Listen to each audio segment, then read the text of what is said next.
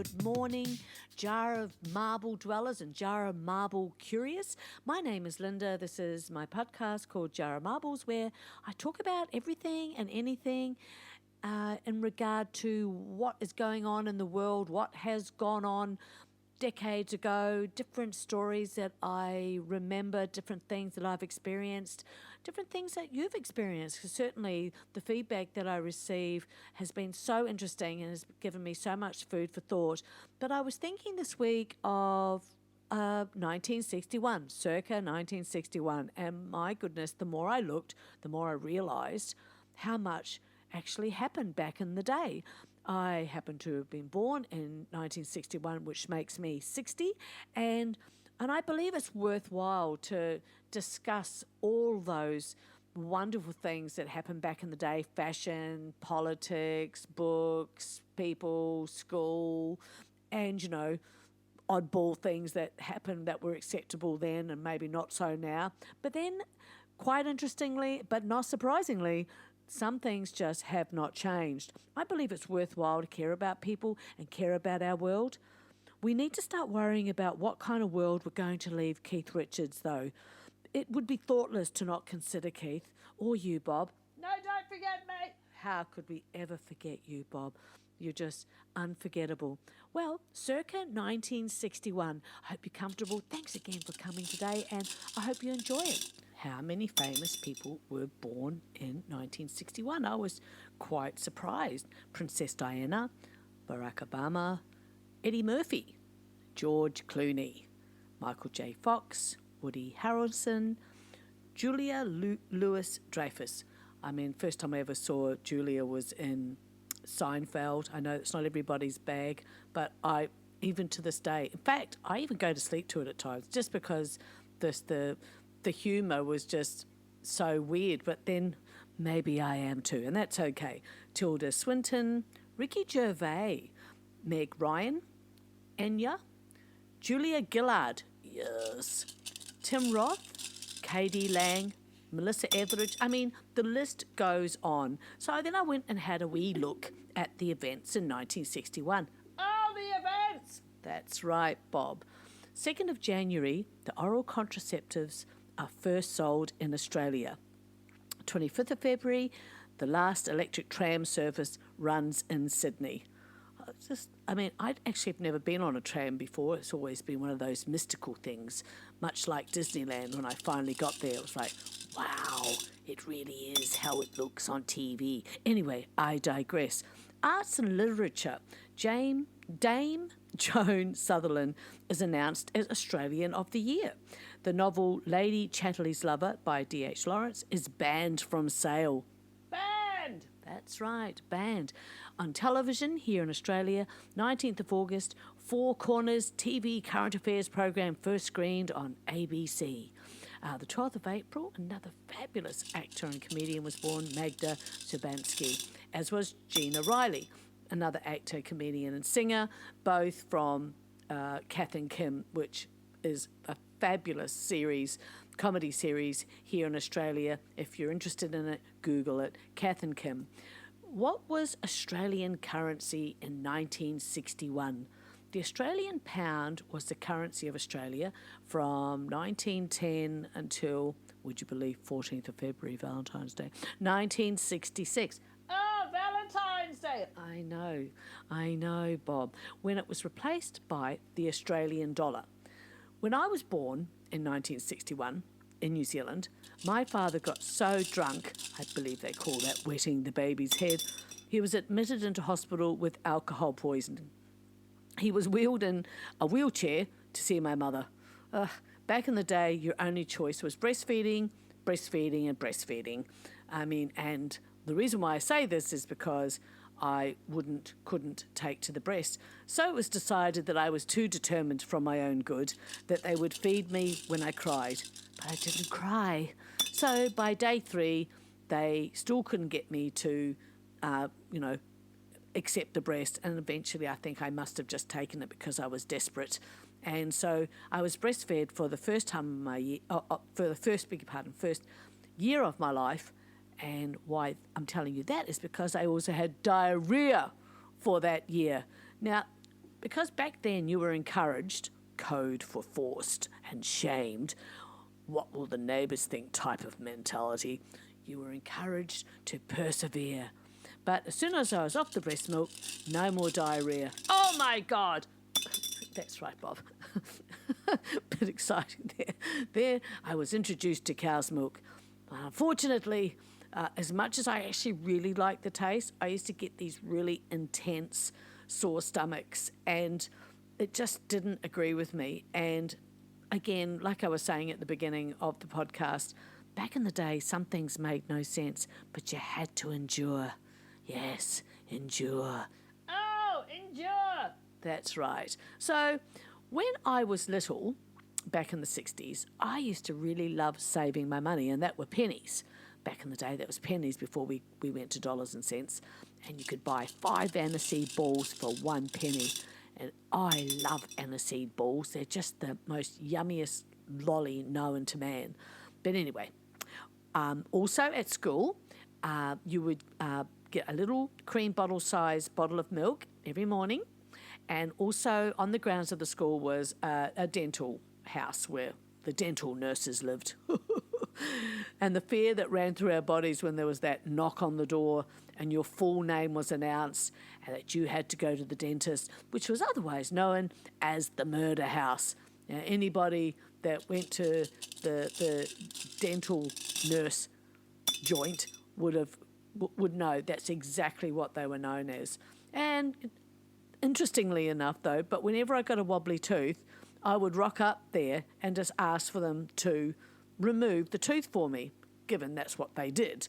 But once I did pick the wrong day, as it was the family photos day at home. And in those days, a professional photographer would come to your home and then you'd all, get scrunched together in a nice little photograph and you'd smile. So you can imagine I wasn't very popular coming home to have one of my front teeth missing. And so what they had to do was they had to colour it in post-development. And can I say, they did not do a good job. And I sort of think back, I remember just looking very closely at that photo and saying to my mother, you can tell that it's coloured in. And you could. It was just, maybe the technology was such back in what would have been 1966 that just was this hazy sort of idea of a blob that was supposed to be my tooth. Ha, your tooth. That's right, Bob. Now, when I started school in 1966, you walked to school by yourself, and ultimately you'd be walking with droves of others, all heading to the same school. Rain, hail or snow, except we next to never had snow, but we did get frozen puddles, and they were so frozen that no amount of jumping could crack them. Others you could break them, and they'd be like these thick shards of glass. At school, for all of us, singing was a really big part of school. If you weren't singing the national anthem, that was nursery rhymes, Hang Down Your Head, John Dooley, and before long, it was recognised that I could sing, and so the teachers would create a stage for me, and they would sort of push 4 desks together, plop me on top. I mean, I was so small they had to literally lift me up onto the desk, and I would sing songs like Donald, Where's Your Trousers, and Scottish Soldier. They were songs by Andy Stewart. And songs like Harry Mary, You're One in a Million, and so are your chances. And then they would then, it was interesting because a lot of Scottish people and English people, and I think Irish, but I knew more about the Scottish, all ended up in New Zealand in the very early 1960s. And so there were a lot of Scottish people that had relations who had moved over from Scotland. And one of my teachers was a lovely man called Mr. Rawlings, and he had a real thing for Scottish ditties. And so it became a part of his reward system that if the class behaved, they'd get me to sing. Then there were other teachers who were just friggin' maniacs who would throw chalk at you, dusters. And I remember one day I was teaching myself a bit of finger knitting and I was making myself a beautiful necklace. And my memory is this teacher just violently ripping it from my neck. Lovely and safe we weren't with those psychopaths. Some teachers were just so lovely and real gifts. I remember making friends with a young boy called Mark, and he was just a natural talent with he could play any instrument by ear. And at this time, I knew him as a pianist. And I remember walking past a school hall one day, I could hear this piano playing, and I ran up and opened up the door, and there was this young boy playing the piano in this darkened hall. Darkened only because all the blinds and everything were closed. And so I went on over and asked him if he knew how to play Ben, from Michael Jackson, which he did. And so we used to sing together. He would play, I would sing.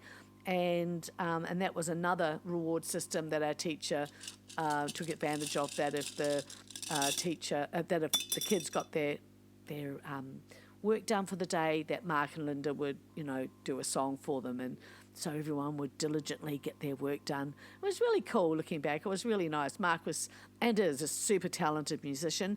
And we met when we were really young, like 8 or 9 years of age. There were other games we used to play. Knuckle bones, love that. Marbles, love that. Oh no. Playing games of chasing, playing on the monkey bars. I remember once not putting on my undies and forgot to take off my shorty pajamas, which were these purple big puffed up pants. I'm hanging upside down on the monkey bars with my lovely gigantic bloomers on. But anyway, moving on. Simon Says, which is great, long ball. And I remember one time just having a very successful day. I was going to put my hand up to ask the teacher something, and somehow the ball landed in my hand. Oh, I do remember that smack. That was quite painful. You probably deserved it. Oh, thanks, Bob. You're so lovely. But, yeah, so helped to the team that day. That would have been my only day. It wasn't a strength, playing with balls and whatnot. Singing, did a lot of singing. And when I was 5, I invited the entire class back to my house after school. And Mum's take on it was she was looking out of the kitchen window, which looked out into the road that, we would be walking towards the house. And she just said there was just me and this long line of children, over 30 children, walking behind me in single file. And we came all hungry. We all had, quarter of an apple. Mum had a box of apples that she had to then half and quarter so that everyone could have a little something. And then they were then asked to all go home. And I was told unequivocally to never do that again. Never do that again. Well, no, I didn't. But, I did all sorts of things like that moving forward. The general belief was that I was going to be a nun. And my little good heart, I recall saying to my parents about how other people I dragged home, that no one loved them. I do not know or recall where I got that impression from, but and from those sort of statements, my parents then decided, yes, this one's definitely going to be a nun. And I did that right up into my teenage years. In the 1960s, the music was beautiful and has really stood the test of time. 1961, the top hits were Little Sister by Elvis, Crazy and I Fall to Pieces by Patsy Cline, The Lion Sleeps Tonight by The Tokens. I mean, Cilla Black, come on. I still sing her music today. It's just so cool. I'm going to Knock on Your Door, Eddie Hodges, Run Around Sue, Run Away, It's Gonna Work Out Fine, Tina Turner, Run to Him by Bobby V, and Can't Help Falling in Love by Elvis. In class in 1966, we used to sing songs like Hang Down Your Head, Tom Dooley, Yellow Submarine, Yes by the Beatles, Knock 3 Times. Another thing that used to happen back in the day in the mid-60s was, for some reason, I really understood maths. Well, let's be very clear. It was, multiplication, division, addition, subtraction really made sense to me, and I was really fast at it, as well as spelling. So they used to send me to higher grades to compete. It was just, and I was unbeatable. Consequently, that did not make me very popular, because I was something like, 8 years old competing against 12-year-olds, and yeah. But anyway, so the price of an average house in 1960 was $6,639. The average wage was $1.05 an hour. Oh my God. A brand new house was $16,500, and a gallon of regular gas was 31 cents. A dozen eggs were 57 cents, and a gallon of milk was 49 cents. For $2,600, you could get a brand new car. The same car would be well and truly above $30,000. A haircut was $1.25. 23 cents, you could get a loaf of bread, and a pack of chewing gum was 5 cents. I remember that because you could get juicy fruit. I really loved juicy fruit and arrowmint. Arrowmint was a little bit more spicy, so you had to be feeling in a bit of a spicy mood, to get arrowmint. But juicy fruit was just sweet and just delicious, and you could blow bubbles, of course.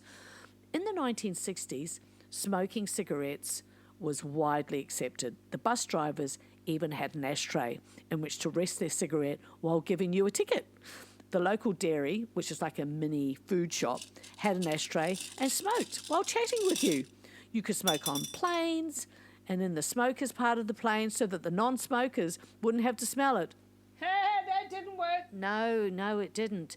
You could smoke in hospitals, waiting areas, on trains, in taxis, at the pub, restaurants. It was as normal as the nose on your face. I used cigarettes to burn off warts. It worked too. Painful, but it worked. I've always figured that they were too scared to return because they never did. That was the warts. That I'm talking about there, yeah. The fashions were gorgeous, but I loved the descriptions often paired with photos of, women standing in very unusual positions. It'd be a high-spirited twosome, crisp with contrasting colour. I guess they were just starting out, weren't they? And I remember ads in New Zealand, there was one that was how to be a southern man, a Speight's bear, pride of the South, all you'll ever need to know about drinking, dressing, talking, driving and thinking, southern man style. New Lucky 10, the first low-tar cigarette that delivers full flavour. I mean, it wasn't that long ago where ads for cigarettes was normal. It was just perfect, as was smoking everywhere and anywhere normal.